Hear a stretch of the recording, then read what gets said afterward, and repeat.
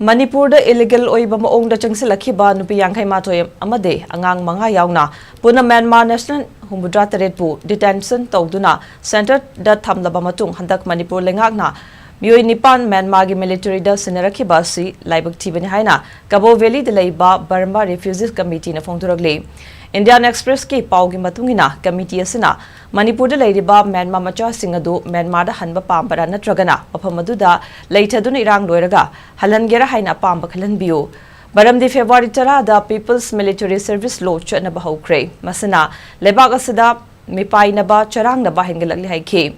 Deport tawrakiba Myanmar macha singasi military junta-na landfam da human seal oina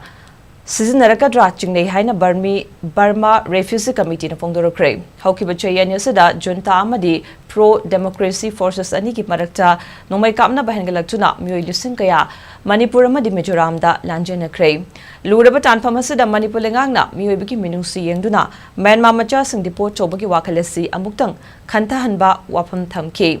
karigumba Myanmar macha sing Manipur da lebasaki irang loidraba fawba temporary shelter natraga border area da lehelabadi hainingai leitana nungaijagani hain fongdoki